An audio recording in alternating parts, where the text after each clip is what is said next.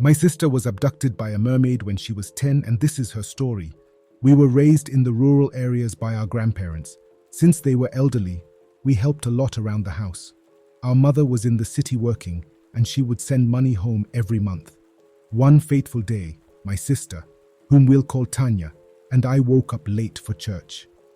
Usually, we would go to the river and fetch some water to bathe, and for grandmother as well when she woke up. She had arthritis, and moving around, especially in the morning, was a problem for her. We agreed that my younger sister would go and fetch water, and I would try to get the fire started in the meantime and tidy up before church. I was 13 at the time. Tanya grabbed a yellow can and I saw her sprinting towards the river. That was the last time I saw her. As I was tending to the fire, a strange feeling settled over me. I tried to shake off the unease, thinking Tanya would return soon. Minutes turned into an hour, and I began to worry. I decided to go to the river to check on her. As I approached, the sound of rushing water grew louder, but there was no sign of Tanya. The yellow can was lying on the riverbank, but my sister was nowhere to be seen. Panic set in. I called out her name, but there was no response. I ran back to the house to alert my grandparents. My grandmother, despite her painful joints, hurried to the river with me. We searched frantically along the banks, looking into the clear water, hoping to catch a glimpse of her. My grandfather joined us, his face wrinkled with worry. He decided to fetch help from the neighbors. As word spread, villagers came to help search. The entire community searched through the nearby forest and along the river, but Tanya was nowhere to be found. Hours passed, and with each passing moment, we began to lose hope. My grandparents were devastated. My grandfather kept muttering about the spirits of the river, something I had heard in stories, but never truly believed. The police were called, and they conducted a thorough search of the area.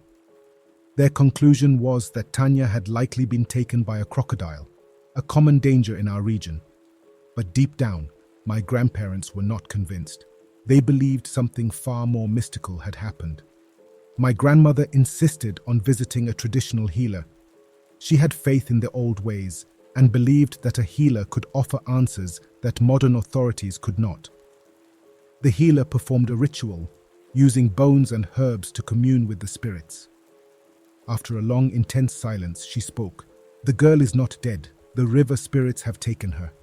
She advised us not to hold a funeral, as Tanya was still alive, just held captive in a world beyond our understanding. You're watching Midnight Shadows. Don't forget to like, share, and subscribe. Now, let's get back to the story. My mother was consumed with grief. She felt guilty for leaving us in the rural area with our ailing grandparents, and I also felt it should have been me that morning. I was the older sister, and I should have gone to fetch the water that morning. We were instructed not to cry or mourn her loss, as she would be returned to us lifeless if we did. My mother and I held hands by the riverbank, watching as the elders conducted a ceremony.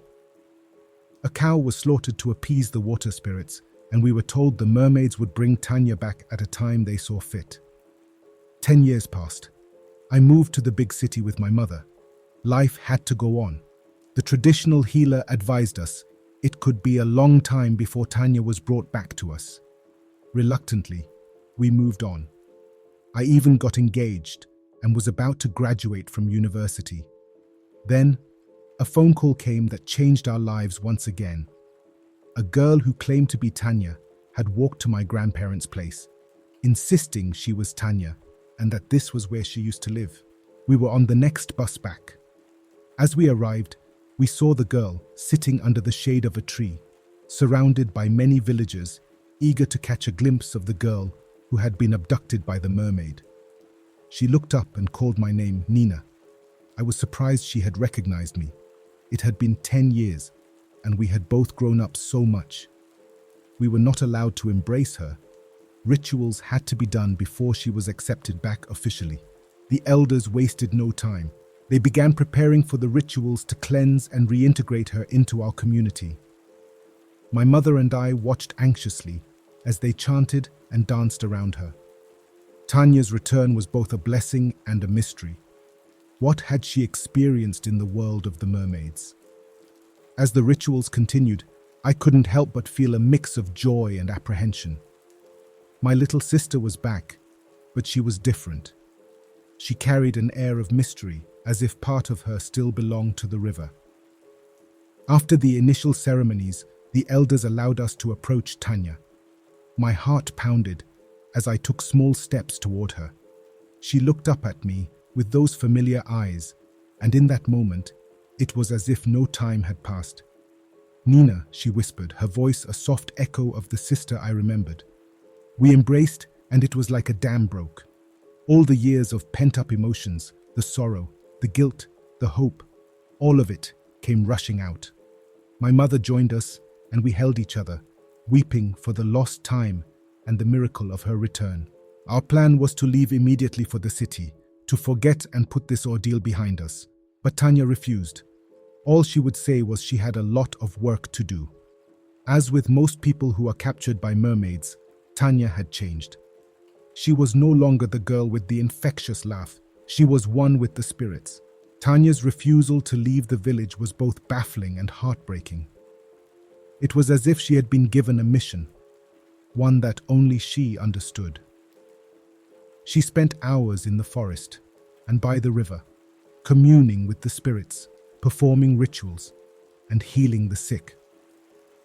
The villagers came to respect and revere her, seeing her not just as the girl who had returned from the mermaids, but as a powerful healer.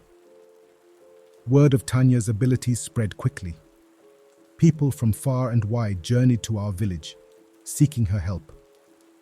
They came with ailments of the body and the soul, and Tanya, with her quiet wisdom and gentle touch, brought them relief. It was astonishing to see her in action. She would hum a soft, melodic tune as she worked, her hands moving gracefully over the herbs and potions she crafted. The sick and the suffering left her presence with renewed hope and health. Despite her newfound purpose, Tanya remained a mystery to us. She rarely spoke about her time with the mermaids. When asked, she would simply say, "I cannot speak of it." It was as if a veil separated her from her past, a barrier that even she could not cross. The villagers respected this silence, believing it was part of the price she paid for her abilities. But I was her sister, and the unanswered questions troubled me to no end. My mother and I eventually had to return to the city. Life had to go on, but the distance weighed heavily on us.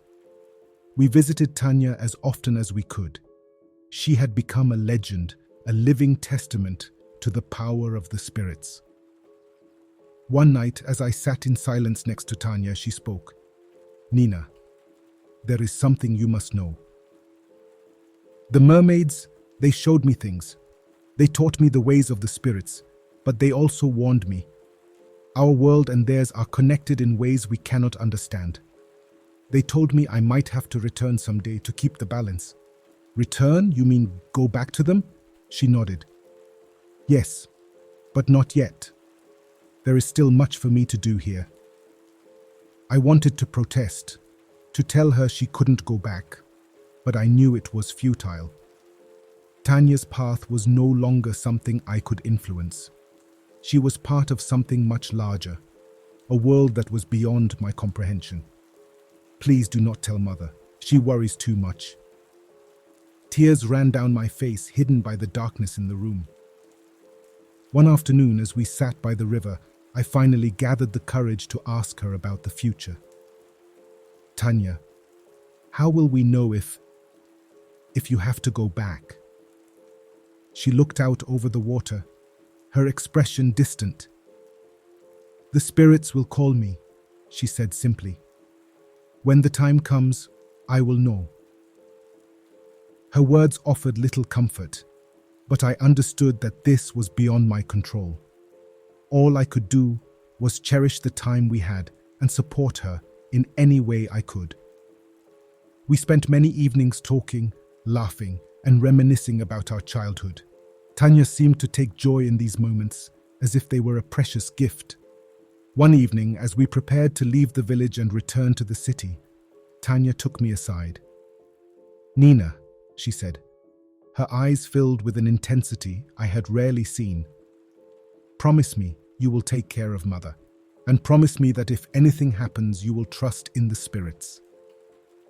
"I promise," I managed to say, my voice trembling. She hugged me tightly. "Remember, Nina," she whispered, "we are never truly alone. The spirits watch over us, and they will guide us."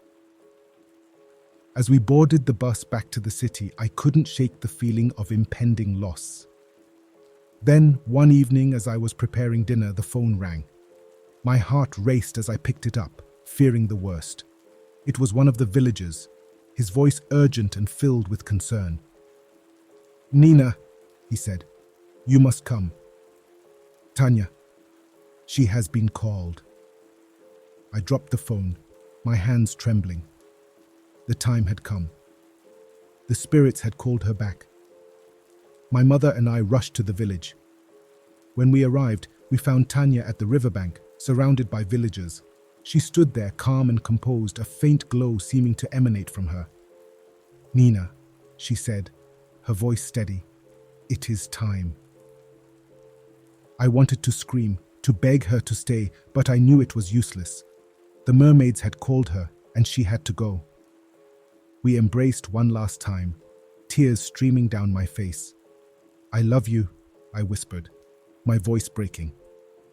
"And I love you," she replied, her eyes filled with sadness. "Remember your promise." With that, she turned and walked into the river, the water welcoming her. The villagers and I watched in silent reverence as she disappeared beneath the surface. The water shimmered for a moment, and then all was still. The pain of losing her again was almost unbearable, but I held on to her words. The spirits would guide us, and Tanya's love would remain with us always. As we left the village, my heart heavy with grief, I knew that Tanya had fulfilled her destiny. She had bridged the gap between our world and the spirits, and her legacy would live on in the hearts of all who knew her. Thank you for listening to my story. And that, my dear listeners, concludes today's story. If you have any advice for our guest, please share it in the comments section below. If you have a similar story you'd like to share, you can send it to us at the email on your screen. Until next time, beware of the shadows that linger in the night.